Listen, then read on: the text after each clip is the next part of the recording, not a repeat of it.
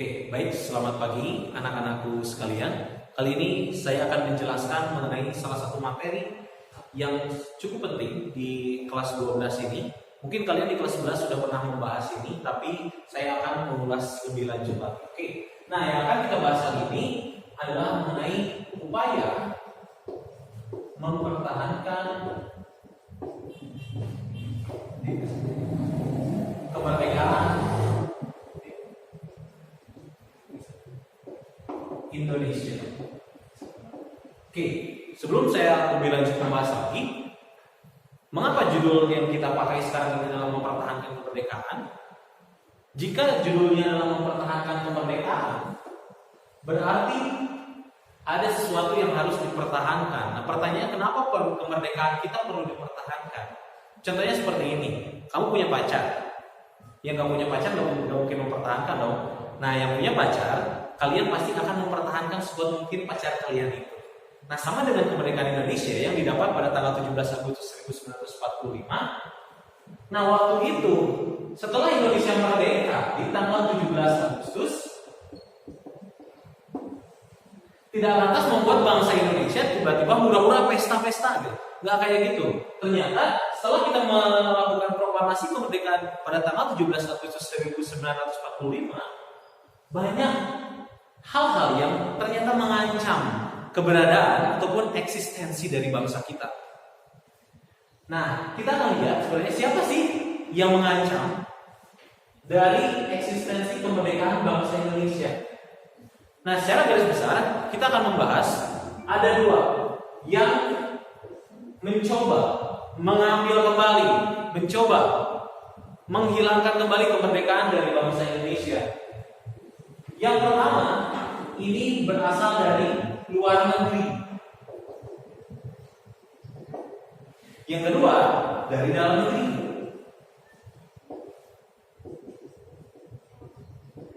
Nah, seperti kita ketahui, kemerdekaan Indonesia ini tidak diharapkan oleh seluruh bangsa di dunia. Ada orang-orang yang ternyata mereka tidak menyetujui tentang kemerdekaan bangsa Indonesia.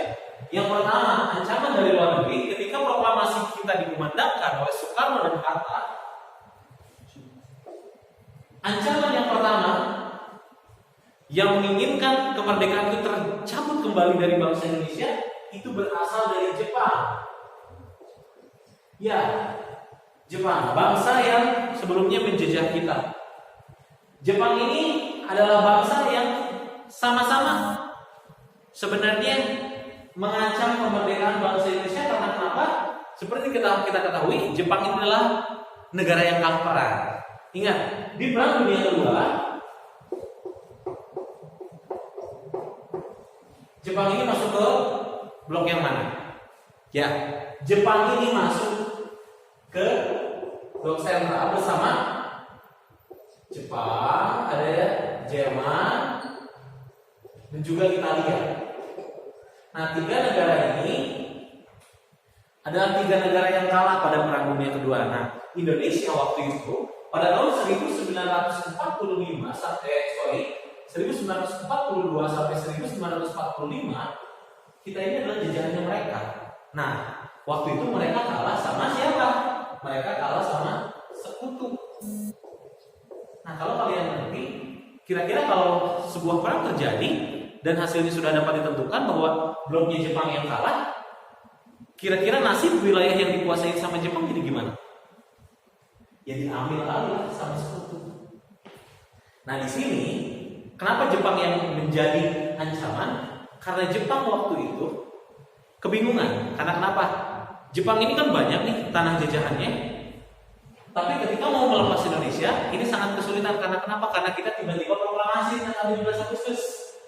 Ini membuat Jepang jadi bingung. Karena kenapa? Kalau mereka menyalahkan wilayah lain seperti Manchuria, mereka yang dulu dimiliki sama RRC kan, mereka melepaskan Laos, melepaskan Vietnam, mereka biasa aja. Tapi ketika melepaskan Indonesia, Indonesia udah merdeka. Indonesia itu udah bukan jajahan mereka lagi. Sebelum mereka menyerahkan kepada sekutu, Jepang udah kehilangan Indonesia karena Indonesia udah merdeka. Nah, di sini yang menjadi kebingungan. Nah, itu ancaman pertama dari Jepang. Nanti kita akan bahas lebih lanjut ya. Kepanjangan kalau dibahas di sini. Nah, yang berikutnya dari luar negeri itu adalah dari Nika atau Nica ya. Nica ini adalah Netherlands Inti Civil Administrasi. Nah, ini sama halnya dengan Jepang. Nika ini adalah perwakilan dari Belanda. Nah, kenapa kok dia bisa menjadi ancaman? Nah, dia jadi ancaman karena waktu itu perang dunianya dimenangkan sama sekutu, dan Nika ini dia ikut dengan sekutu. Nah, waktu itu yang punya kewenangan sebenarnya datang ke Indonesia itu APNEI. Nah, APNEI inilah yang sebenarnya harus mengambil alih wilayah yang dulunya dikuasai sama Jepang. Tapi karena waktu itu Jepangnya sudah kalah dan Belandanya tiba-tiba mereka ingin balik lagi, mereka ikut-ikutan sama APNEI. Padahal APNEI itu tugasnya bukan buat mengambil alih Indonesia, mereka tugasnya buat melucuti tentara Jepang. Mereka tugasnya adalah untuk mengadili para penjahat perang dan lain-lain. Tapi tiba-tiba Nika ini ingin mengambil alih lagi Indonesia dan ini jadi ancaman.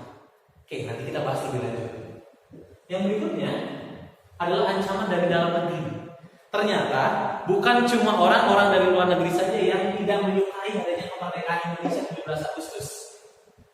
Bangsa kita sendiri ternyata ada yang nggak suka sama kemerdekaan kita, atau bahkan mereka suka sih kemerdekaan, tapi mereka nggak suka negara yang namanya Republik Indonesia. Ada beberapa yang menjadi ancaman. Ancaman pertama nanti yang akan kita temukan itu terjadi pada tahun 1948. Nah, ketika itu terjadi yang namanya pemberontakan PKI Madiun. Pemberontakan dari Partai Komunis Indonesia di Madiun tahun 1948 yang dimotori oleh Musso. Nanti dia nggak setuju, dia pengen negara Indonesia itu bukanlah Republik Indonesia, tapi inginnya negara Republik Soviet Indonesia atau negara komunis. Oke, berikutnya ada ancaman dari DITI. DITI ini kepanjangannya adalah Darul Islam atau Tentara Islam Indonesia. Nah, ini terjadi dari tahun 1949 sampai 1962. Dimotori oleh Kartosuwiryo, sahabat Soekarno sendiri. Oke, ini juga PKI Madiun juga sama sahabat Soekarno. Nah, DITI ini beda halnya dengan yang tadi. Mereka menginginkan bahwa negara Indonesia ini berlandaskan syariat Islam. Nah, pertama kali didirikannya di Cisayong, di Tasikmalaya. Terus yang berikutnya ada lagi pemberontakan yang namanya APRA. Ini tahun 1950. Motor utamanya yang menggerakkan pemberontakan ini adalah Raymond Westerling. Nah, ini salah satu kepala dari Depot Spesial Troopennya Belanda nih, yang pernah membantai ribuan orang. Yang membuat yang namanya APRA atau Angkatan Perang Ratu Adiel. Pusat pemberontakannya di Bandung. Nanti kita akan jelaskan lebih lanjut. Terus yang berikutnya ada RMS atau Republik Maluku Selatan. Nah, ini juga adalah orang-orang yang juga menginginkan terbentuknya sebuah negara lain. Nanti ini dimotori oleh Sumokil. Terus yang berikutnya ada PRRI atau Permesta. Nah, PRRI Permesta ini adalah ancaman dari dalam negeri yang muncul akibat ketidakpuasan rakyat-rakyat di daerah yang di luar Pulau Jawa. Mereka menginginkan adanya kesetaraan pembangunan. Karena waktu itu di Indonesia terlalu banyak terfokus di Pulau Jawa, terutama di DKI Jakarta. Yang berikutnya ada pemberontakan Andi Aziz. Ini ada di Makassar. Pemberontakannya dilatar belakangi oleh digabungkannya antara Angkatan Perangnya TNI Indonesia dengan KNIL, Koninklijke Nederlands Indië. Digabungin jadi APRIS, dia nggak setuju, akhirnya terjadi pemberontakan. Oke, secara garis besar inilah ancaman-ancaman yang didapat oleh Indonesia sesaat setelah Indonesia merdeka. Ancaman ini dimulai dari tahun 1945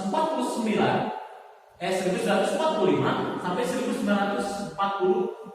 Jadi selama 4 tahun ini bangsa Indonesia terus-menerus mengalami ancaman. Dan buktinya apa? Bangsa kita masih bertahan sampai sekarang. Artinya ancaman-ancaman baik dari luar negeri maupun dari dalam negeri tidak membuat negara kita goyah. Dan seperti yang dikatakan Bung Karno, jas merah jangan sekali-sekali melupakan sejarah. Lihatlah bangsa kita, mereka sudah sangat kuat mempertahankan bangsa ini. Makanya kalian sebagai generasi muda harus bisa mempertahankan bangsa ini. Oke? Nah, kita akan ketemu lagi di pembelajaran berikutnya. Saya harapkan kalian akan terus bersemangat. Oke? Semangat pagi.